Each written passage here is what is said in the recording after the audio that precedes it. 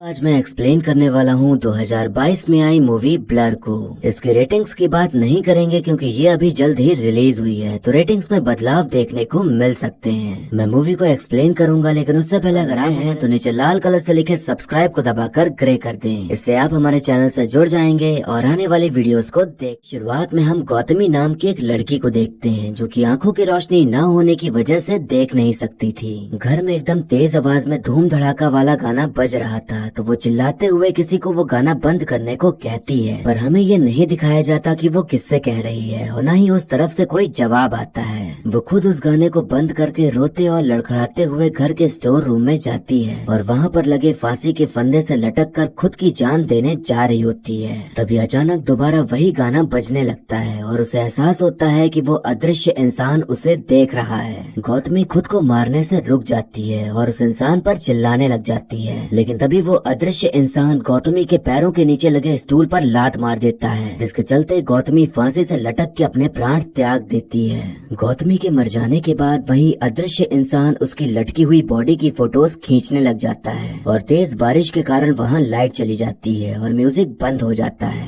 फिर सीन यहाँ से कट होकर हम गौतमी की जुड़वा बहन गायत्री को देखते हैं, जिसे अचानक से महसूस होता है कि कोई कस के उसका गला दबा रहा है। तो उसे एहसास हो जाता है कि उसकी बहन के साथ कुछ तो अनहोनी हुई है। वो कॉल करके अपनी बहन से कांटेक्ट करने की कोशिश करती है, पर उसका कॉल नहीं लगता, तो वो उसके पास जाने के लिए तैयार होने लग जाती है। उसका पति नील उसे समझाने लगता है कि अगर उसे तुम्हारी जरूरत होती तो कॉल कर ही लेती, तो ऐसे अचानक जाने का क्या मतलब। लेकिन गायत्री उसकी एक भी नहीं सुनती और दोनों निकल पड़ते हैं गौतमी से मिलने के लिए। वो दोनों गौतमी के घर पहुंच जाते हैं, लेकिन घर का दरवाजा खोलने गौतमी नहीं आती, तो गायत्री कैसे भी करके घर के अंदर घुस जाती है और उसे ढूंढने लगती है। काफी ढूंढने के बाद नील स्टोर रूम पहुंच जाता है और जो वो देखता है उसे देखने के बाद वो गायत्री को वो नजारा देखने नहीं देता, क्योंकि वो नहीं चाहता था कि वो आखिरी बार अपनी बहन को ऐसे लटका देखे। अब वहाँ पर पुलिस आ जाती है और बॉडी को अपने कब्जे में लेकर तहकीकात करना शुरू कर देती है। पूछताछ होने पर गायत्री बताती है कि वो आखिरी बार अपनी बहन से 6 महीने पहले मिली थी और उसे प्रोग्रेसिव विजन लॉस हुआ था, जिसके चलते उसकी आंखों की रोशनी धीरे धीरे चली गई और पिछले 1 साल से वो पूरी तरह अंधी हो चुकी थी। सब कुछ देखने और परखने के बाद पुलिस ऑफिसर कहते हैं कि गौतमी ने आत्महत्या की है, क्योंकि घर का सामान सब वैसा ही रखा हुआ है और उनकी बॉडी पर किसी प्रकार के संघर्ष के निशान भी नहीं है। हो सकता है कि पूरी तरह अपनी आंखों की रोशनी खो देने पर वो डिप्रेशन में चली गई और फिर उन्होंने ऐसा कदम उठाने का सोचकर अपनी जान दे दी। गायत्री पुलिस की कही सारी बातों को मानने से इनकार कर देती है और कहती है कि वो कभी डिप्रेस्ड हो ही नहीं सकती और वो यहाँ पर आई डोनर मिलने का इंतजार कर रही थी और हम सभी को इंतजार था उसकी आंखें ठीक होने का। अब हम देखते हैं कि गायत्री घर में लगी फोटोज को देखकर गौतमी के साथ बिताए अच्छे पलों को याद कर रही होती है कि तभी वहाँ लाइट आ जाती है और अपने आप धूम धड़ाका वाला गाना बजना शुरू हो जाता है। गायत्री वो गाना सुनकर थोड़ा सा परेशान हो जाती है, क्योंकि उसे पता था कि गौतमी ऐसे गाने कभी नहीं सुनती थी। वो ये बात अपने पति को बताती है और ये भी कहती है कि शायद उस वक्त गौतमी के साथ कोई और मौजूद था और ये आत्महत्या नहीं है बल्कि किसी ने उसको मारा है। नील उसे समझाने की कोशिश करता है कि अब जो हो गया उसे जाने दो, क्योंकि पहले क्या था ये कभी पता नहीं चल पाएगा। लेकिन गायत्री उसकी बातों से भी सहमत नहीं होती और उनमें बहसबाजी शुरू हो जाती है। यहाँ हमें पता चलता है कि गायत्री को भी प्रोग्रेसिव विजन लॉस है, यानी कि वो भी अपनी आंखों की रोशनी धीरे धीरे खो रही है और जब वो ज्यादा टेंशन लेती या स्ट्रेस होता तो उसकी आंखों की रोशनी कम हो जाती। इसीलिए नील उसे सब कुछ भूल कर आगे बढ़ने को कह रहा था ताकि गायत्री ज्यादा स्ट्रेस ना ले। अब दोबारा से घर की लाइट चली जाती है तो नील टॉर्च लेने के लिए जाता है कि तभी गायत्री को एहसास होता है कि घर में कोई और भी है, लेकिन वो उसे दिखाई नहीं पड़ता। पोस्टमार्टम रिपोर्ट आने पर क्लियर हो जाता है कि गौतमी की मौत फांसी से लटक कर ही हुई थी, लेकिन गायत्री मानने को तैयार ही नहीं थी और पुलिस ऑफिसर को भी वो सभी बातें बताती है जो उसने महसूस की थी, लेकिन कोई भी उसकी बातों पर यकीन नहीं कर रहा होता। गायत्री को पता चलता है कि गौतमी अपने पड़ोसन मिसेस सोलांकी से बातचीत किया करती थी। इधर पुलिस ऑफिसर नील से कहते हैं कि जो बात आपने अभी तक अपनी बीवी से छुपा रखी है वो उसे बता दें तो बेहतर होगा, वरना मुझे ये सब कुछ बताना होगा। अब वो बात क्या थी वो तो आगे ही पता चलेगा। मिसेस सोलांकी का नेचर कुछ ऐसा था कि वो एकदम उखड़ी उखड़ी सी रहती थी, जैसे कि उन्हें किसी बात की नाराजगी हो। वो गायत्री को बताती हैं कि मैं और गौतमी अक्सर लंबी सैर पर जाया करते थे और खूब सारी बातें करते थे। लेकिन फिर उसने वेलनेस सेंटर ज्वाइन कर लिया, जहाँ सिखाया जाता है कि अगर आपकी आंखें, टांगे, हाथ या शरीर का कोई भी बाहरी पुर्जा ना हो तो भी आप नॉर्मल लाइफ जी सकते हैं। तो उसके बाद से उसने मेरे यहाँ आना ही बंद कर दिया। मिसेस सोलांकी अपने बारे में बताती हैं कि मेरे बेटे की सेहत बिगड़ने की वजह से मुझे अपना एक्टिंग करियर छोड़कर वापस आना पड़ा। सोचा था कि कुछ दिनों में वापस चली जाऊंगी, पर यहीं रह गई। अब गायत्री थोड़ी और जानकारी प्राप्त करने के लिए वेलनेस सेंटर जाती है तो वहाँ वॉशरूम में कुछ लड़कियाँ गौतमी के बारे में ही बात कर रही होती हैं कि उसका एक बॉयफ्रेंड था जिसके बारे में उसने कभी बताया नहीं, लेकिन वो दोनों मेल मिलाप करने के लिए होटल लेक व्यू में जाया करते थे। वो लड़कियाँ देख नहीं सकती थी, लेकिन उन्हें एहसास हो जाता है कि उनके बीच कोई है तो वो गायत्री को दबोच लेती हैं। तभी एक लड़की कहती है कि तुम्हारे साथ जो आया है वो कौन है? तो गायत्री कहती है कि मैं तो अकेले आई हूँ। तो लड़की कहती है कि नहीं, वो तुम्हारे पीछे खड़ा है। गायत्री पीछे पलट के देखती है तो उसे कोई भागता दिखाई पड़ता है, तो वो भी उसके पीछे भागती है। उसका पीछा करने पर भी वो उसके हाथ नहीं आता, लेकिन ज्यादा स्ट्रेस लेने की वजह से उसकी देखने की शक्ति और कम हो जाती है और जमीन पर गिर जाती है। गायत्री किसी तरह घर पहुंचकर नील को बताती है कि गौतमी ने खुद को नहीं मारा बल्कि उसका खून हुआ है और उसका एक बॉयफ्रेंड भी था जो कि शायद वो मेरा पीछा कर रहा है। पर नील अब भी गायत्री की बात मानने को तैयार नहीं था और उनमें फिर से बहसबाजी होना शुरू हो जाती है। पुलिस अपनी तरफ से केस क्लोज कर देती है तो गायत्री गौतमी का वहीं पर अंतिम संस्कार करवा देती है। वहाँ पर शोक जताने के लिए उनका एक पड़ोसी आता है जो कि बताता है कि उसकी बेटी और गौतमी अच्छे दोस्त थे, लेकिन अभी वो इतना दुखी है कि मेरे साथ आ नहीं पाए, पर जो भी हुआ बहुत बुरा हुआ। गायत्री को बहुत दुख हो रहा होता है ये सोच कर कि जब गौतमी अकेले पड़ गई थी तो वो उसके साथ नहीं थी। तभी कोई दिलासा देने के लिए गायत्री के कंधे पर हाथ रखता है तो गौतमी को लगता है कि वो नील है, पर तभी वो देखती है कि नील तो सामने खड़ा है तो उसकी एकदम हवा टाइट हो जाती है। और जब वो पीछे मुड़ के देखती है तो कोई नहीं होता। गायत्री को पता चला था कि गौतमी अपने बॉयफ्रेंड के साथ होटल व्यू लेक जाया करती थी तो वो वहीं जाने का सोच लेती है, पर नील तो उसे ऐसे जाने नहीं देता है, इसलिए उससे कहती है कि हमें थोड़े दिन कहीं और चलना चाहिए जहाँ हम एक दूसरे के साथ वक्त बिता सकें। और फिर उसका मूड बना के उसे उसी होटल में लेके चली जाती है। होटल पहुंचकर गायत्री वहाँ अपनी बहन के बारे में पूछताछ करने लग जाती है, पर उसे गौतमी के बॉयफ्रेंड से जुड़ी कोई भी जानकारी नहीं मिल पाती क्योंकि सबने गौतमी को तो देखा था पर उसके बॉयफ्रेंड को कभी नहीं देखा। खाना खाते वक्त होटल का मैनेजर उसके पास आता है क्योंकि उसे लगता है कि वो गौतमी है, लेकिन गायत्री जब अपने बारे में बताती है तो मैनेजर बताता है कि गौतमी जब आखिरी बार यहाँ आई थी तो उसकी आंखों में पट्टी बंधी हुई थी, जिसका मतलब कि उसकी आंखों का ऑपरेशन हुआ था। गायत्री यही बात नील को बताती है और कहती है कि इसका मतलब कि उसे डोनर मिल गया था और उसका ऑपरेशन भी हो गया था, तो वो अपने आप को क्यों ही मारेगी। नील यहाँ पर एक सच का खुलासा करता है कि उसका ऑपरेशन तो हो गया था लेकिन वो कामयाब नहीं हो पाया था और उसे यकीन हो गया कि वो कभी देख नहीं पाएगी, इसलिए उसने खुद को मार डाला।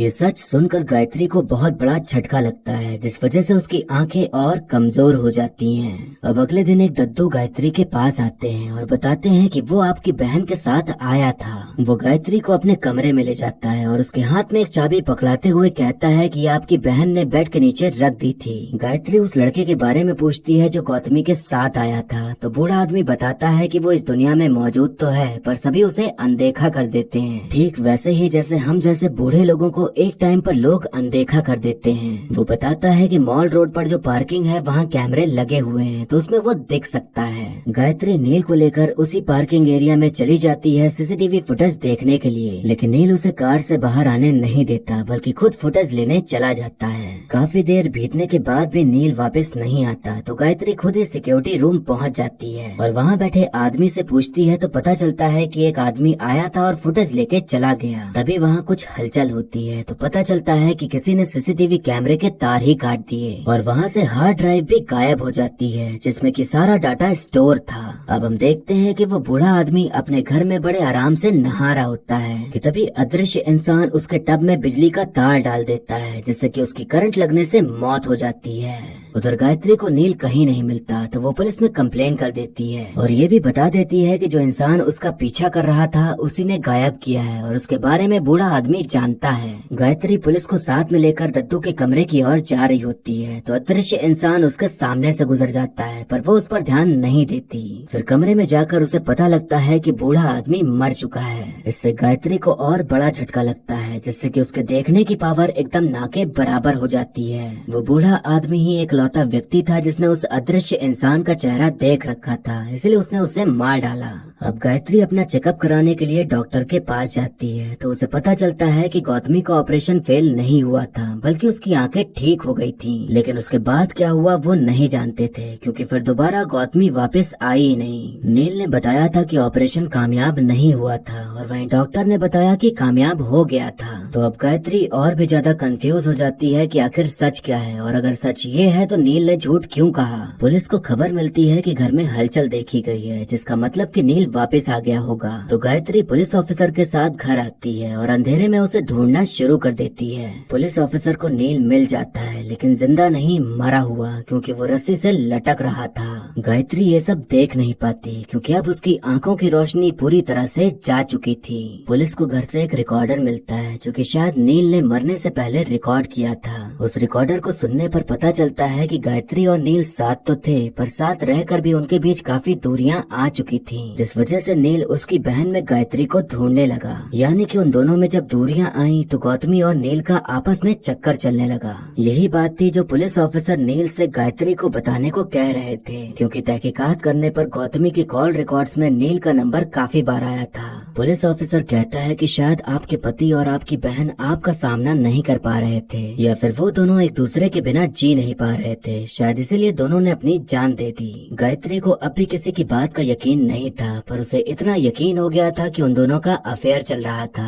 गायत्री की आंखें पूरी तरह से जा चुकी थी तो उसकी आंखों का ऑपरेशन होता है जिसके चलते उसकी आंखों पर पट्टी बांध दी जाती है जो कि अभी खुलनी नहीं थी। लेकिन गायत्री घर जाने की जिद करने लगती है तो डॉक्टर अपने साथ एक नर्स रखने का कहकर उसे घर जाने की अनुमति दे देते हैं। गायत्री को हॉस्पिटल द्वारा घर पहुंचा दिया जाता है। तभी वो उनमें से एक आदमी को वही चाबी देती है जो दद्दू ने उसे दी थी और उसे घर के हर दरवाजे में लगाने को कहती है ताकि पता चल जाए कि वो चाबी कहाँ की है, पर वो घर के किसी भी ताले की नहीं होती। गायत्री ने पहले अपने बहन को खो दिया और फिर अपने पति को भी खो दिया और ये भी पता चला कि उन दोनों का चक्कर चल रहा था। तो इतना सारा कुछ होने पर वो अपने इमोशंस कंट्रोल नहीं कर पाती और फूट फूट कर रोने लग जाती है।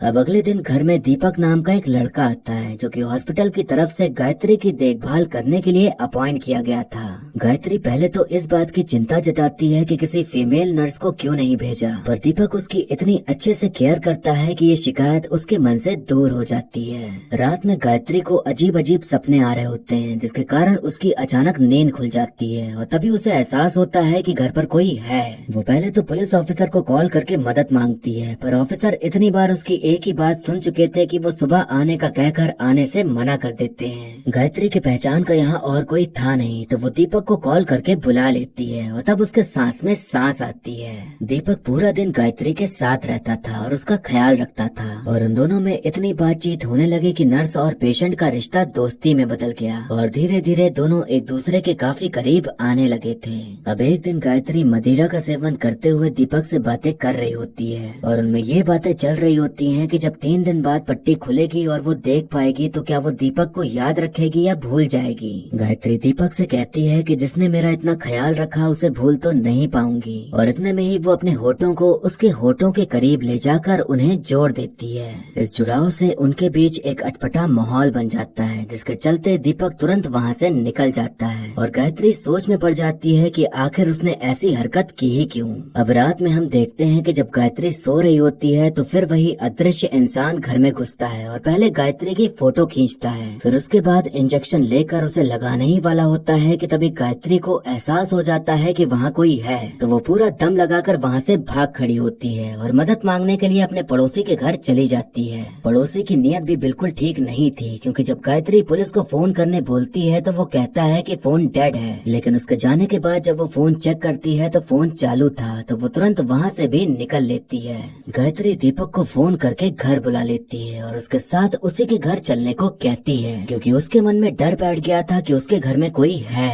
दीपक उसे अपने घर ले जाता है और एक्स्ट्रा गद्दे लाने के लिए दूसरे कमरे में चला जाता है। तभी छुप छुपा कर वहाँ पड़ोसी की बेटी ईरा आ जाती है, जो कि गौतमी की अच्छी दोस्त हुआ करती थी। तो वो कहती है कि उसके पिता ने किसी को नहीं मारा और वो चाबी मैंने चुराई थी। गायत्री को उसके पिताजी की हरकतें शुरू से ही पसंद नहीं आ रही थी और उसे शक था कि शायद उन्होंने ही गौतमी को मारा है। और गायत्री के घर से वो चाबी भी गायब हो गई थी जो दद्दू ने दी थी, जो कि ईरा के घर पे मिली। लेकिन लड़की बताती है कि वो चाबी मैंने चुराई थी ताकि मैं ये देख सकूं कि कहीं वो मेरे घर के किसी ताले की तो नहीं। पर वो चाबी किसी भी दरवाजे में नहीं लगी, जिसका मतलब कि मेरे पिताजी निर्दोष हैं। लड़की कहती है जो आपका नर्स है वो एक राक्षस है, वो आपको भी मार डालेगा। गौतमी दीदी की तरह आपको भी बुरे सपने आते होंगे, क्योंकि जो दवाइयाँ वो देता है उसी के असर की वजह से ऐसे सपने आते हैं। वो गायत्री को वही चाबी देते हुए कहती है कि ये मेरे घर में तो नहीं लगी, लेकिन शायद इस घर में लग जाए। दीपक कार को पार्किंग में लगाने गया हुआ था तो गायत्री सभी बंद दरवाजों में चाबी लगाने लग जाती है। और गजब की बात यह है कि एक दरवाजे में वो चाबी लग भी जाती है और दरवाजा खुल जाता है। गायत्री को तो कुछ भी दिखाई नहीं दे रहा था, पर हमें दिखाई पड़ता है कि वहाँ रेड लाइट लगी हुई है और ऐसा लग रहा था जैसे यहाँ फोटोज डेवलप की जाती हैं। गायत्री को पट्टी हटाने में अभी समय था, लेकिन उसका सच जानना भी जरूरी था, इसलिए वो अपनी आंखों की पट्टी हटा देती है और वहाँ की लाइट जला देती है। और जो सच सामने निकल कर आता है वो काफी डरावना था। वो देखती है कि हर दीवार में उसकी बहन और उसके पति की फोटो लगी हुई है और वहाँ हर तरह की फोटो लगी हुई थी, जिसका मतलब कि अदृश्य इंसान हर वक्त उन पर नजर रखे हुए था और वो कोई और नहीं बल्कि दीपक है। ये राज खुलने के बाद गायत्री तुरंत वहाँ से भागने की कोशिश करती है, पर सारे दरवाजे बंद थे। और तभी उसकी नजर पड़ती है ईरा पर, जो कि अब मारी जा चुकी थी। और ये देखकर उसकी सांसें एक पल के लिए रुकी जाती हैं। तभी वहाँ दीपक आ जाता है और देखता है कि गायत्री की पट्टियाँ खुली हुई हैं, तो उसे शक हो जाता है कि कहीं उसे दिखने तो नहीं लगा। गायत्री अभी भी अंधे होने का नाटक कर रही थी और कहती है कि एक लड़की आई थी जो तुम्हारे बारे में उल्टा सीधा बोल रही थी, पर मैंने यकीन नहीं किया। अब यहाँ पर हमें पहली बार अदृश्य इंसान का चेहरा दिखाई पड़ता है, जो कि किसी साइको किलर की तरह लग रहा था। वो चाकू लेकर गायत्री की आंखों के एकदम करीब ले जाता है, ये चेक करने के लिए कि सच में अंधी है या नहीं। तो गायत्री बिल्कुल भी पलकें नहीं झपकाती और एक बार भी पता नहीं चलने देती कि उसे सब पता चल गया है। दीपक उसी वेलनेस सेंटर में काम करता था जहाँ गौतमी जाती थी और किसी आम आदमी की तरह वो अपनी जिंदगी जी रहा था। उसके ऊपर कभी किसी का शक गया ही नहीं और शायद वहीं पर उसकी गौतमी से मुलाकात हुई होगी। अब दीपक गायत्री को आराम से बैठाता है और उसे सूप पीने को देता है, लेकिन उसमें किसी तरह की दवाई डाल देता है। दीपक की नजर हटते ही गायत्री सूप बदली कर देती है, लेकिन दीपक समझ जाता है कि गायत्री ने चालाकी दिखाई, तो उसे फिर से शक हो जाता है कि वो देख सकती है। वो उसे एक बड़े से बॉक्स के पास ले जाता है और उसे खोल देता है, जिसमें कि असली नर्स दीपक की लाश रखी हुई थी, जिसे देखकर गायत्री को उल्टी आ जाती है। और अब दीपक, जो कि वो नहीं था, उसे यकीन हो जाता है कि वो देख सकती है। अदृश्य इंसान उसकी आंखों में इंजेक्शन लगा देता है ताकि वो फिर से अंधी हो जाए और उसे उसी बॉक्स में बंद कर देता है। गायत्री कैसे भी करके उस बॉक्स से निकलने में कामयाब हो जाती है और इधर उधर भटकते हुए सीधा मिसेस सोलांकी के घर पहुंच जाती है। अदृश्य इंसान उसका पीछा करते हुए वहाँ भी आ जाता है, तो गायत्री मिसेस सोलांकी को पुलिस को फोन करने को बोलती है, लेकिन तभी मिसेस सोलांकी उसके सर पर वार करके उसे ही बेहोश कर देती हैं। अब यहाँ पर सबसे बड़ा राज खुलता है कि जो बेटा मिसेस सोलांकी को 10 साल पहले छोड़कर चला गया था, अदृश्य इंसान वही बेटा है। मिसेस सोलांकी चिढ़ते हुए अपने बेटे से कहती हैं कि बच्चा इंसान का हो या जानवर का, उसकी माँ से ज्यादा प्यार कोई नहीं करता। माँ अपने बेटे को ताने मारना शुरू कर देती है और बार बार यही कह रही होती है कि तुम मेरे बिना कुछ नहीं कर सकते और सारी जिंदगी मैंने तुम्हारे लिए गुजार दी। जब भी कामयाब होने का कोई मौका मिला मैंने गवा दिया, सिर्फ तेरी वजह से। जिस चीज को छूता है तबाह कर देता है। और दुनिया ये नहीं देखती कि बेटा नालायक है, बल्कि माँ को ही ताने देने लगती है कि आपने ही उसे सही से पाला नहीं। अगर पता होता कि तू ऐसा निकलेगा तो कोख में ही गला दबा के मार देती। माँ की बातें सुनकर बेटे का वहीं पेशाब निकल जाता है, तो माँ कहती है कि इसीलिए मैं तुम्हें कमरे में बंद करके रखती थी। बेटा माँ से कहता है कि तुम मेरा कब तक ध्यान रखोगी, अब मैं बड़ा हो गया हूँ, खुद का ध्यान रख सकता हूँ। और इतना कहते ही वो माँ का गला दबाकर उन्हें मौत की नींद सुला देता है।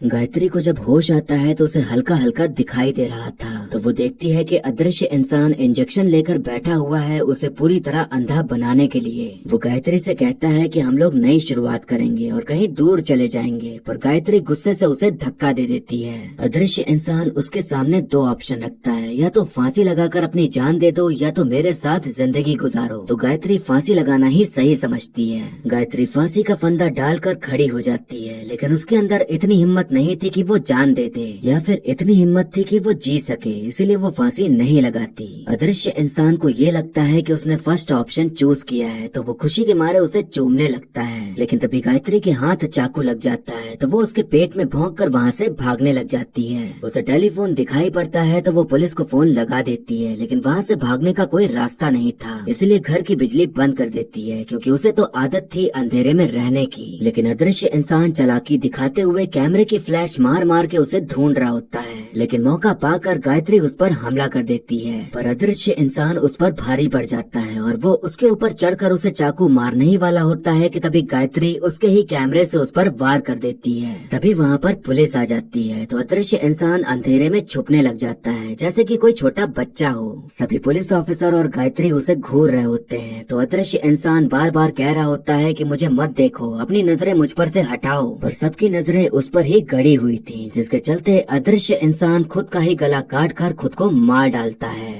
अब हम देखते हैं कि गायत्री हॉस्पिटल में होती है और उसकी आंखों का दोबारा से ऑपरेशन हुआ था, जिस वजह से वो अब अच्छे से सब कुछ देख पा रही थी। वो सबसे पहले अपने पति की बॉडी देखने की इच्छा जताती है, तो वो जब उसे देखती है तो पाती है कि उसकी आंखें ही नहीं हैं। यहाँ उसे पता चलता है कि उसके पति ने अपनी आंखें उसे ही दान कर दी हैं। गायत्री अपने पति के आंखों से खुद को और इस पूरे संसार को देख पा रही थी, और उसे वो समय याद आता है जब उसके पति ने कहा था कि उसे गायत्री की आंखों में पूरा आसमान दिखता है। तो वो शीशे के सामने खड़े होकर अपने पति की आंखों से वो आसमान देख रही होती है, और फिर मूवी यहीं पर खत्म हो जाती है।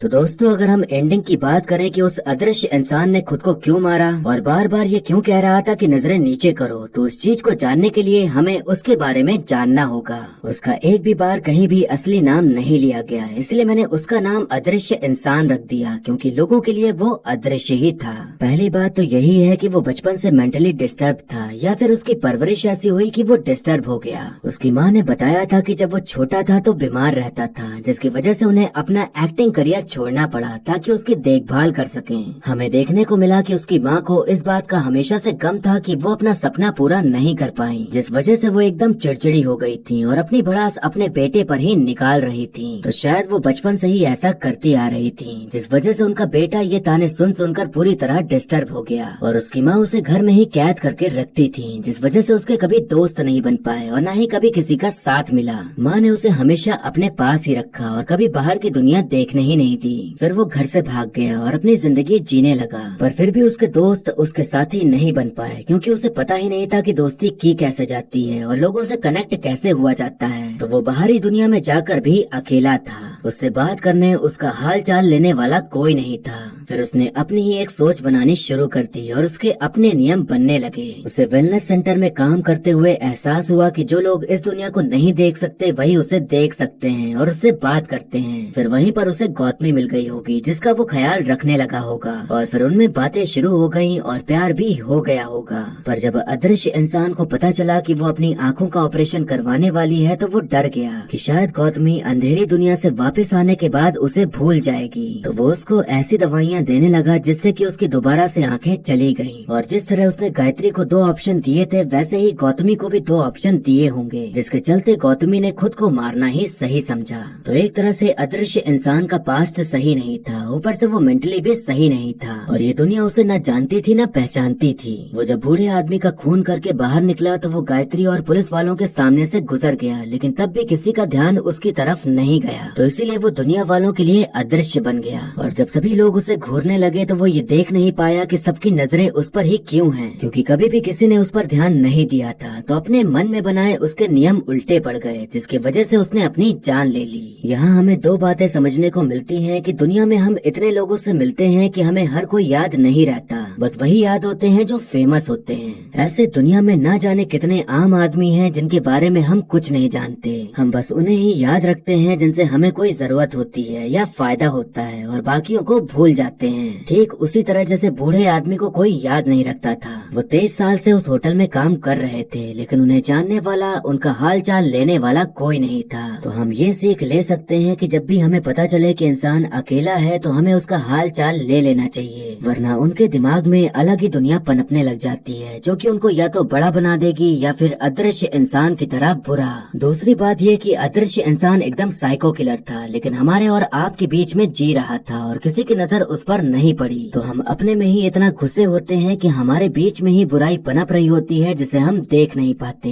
यहाँ हमें देखने मिला कि गौतमी का नील के साथ भी अफेयर चल रहा था और अदृश्य इंसान के साथ भी प्यार के फूल खिल रहे थे। तो दोनों एक ही टाइम तो नहीं हो सकते। हम मान सकते हैं कि गौतमी पहले अदृश्य इंसान के साथ रही होगी, लेकिन जब वो उसकी सच्चाई जानने लगी तो शायद उससे दूर हो गई। तो उसे किसी का सहारा चाहिए होगा, तो उसने नील को अपना सहारा बना लिया। क्योंकि नील भी गायत्री से खुश नहीं था, क्योंकि गायत्री उसे बिल्कुल भी समय नहीं देती थी। तो उसने गौतमी में गायत्री को महसूस करके उसके साथ अफेयर चलाने लगा। और शायद गौतमी ने नील को कभी अदृश्य इंसान के बारे में बताया ही नहीं, इसीलिए उसे यही पता था कि उसका ऑपरेशन हुआ था लेकिन कामयाब नहीं हो पाया। यहाँ सिर्फ अंदाजा ही लगा सकते हैं कि ऐसा कुछ हुआ होगा, क्योंकि कोई भी चीज क्लियर नहीं बताई गई है। सब मूवी के नाम की तरह ब्लर सा ही दिखाई पड़ता है। आप लोगों में से कई लोगों को ये फिल्म पसंद आई होगी और सोच रहे होंगे कि इतनी बढ़िया फिल्म है, लेकिन मैं आपके दिल को तोड़ना चाहूंगा ये बताकर कि ये 2010 में आई स्पेनिश फिल्म जूलियास आइस की रीमेक है। मतलब कुछ भी नहीं मिला तो उन्होंने 12 साल पुरानी पिक्चर का ही रीमेक बना डाला।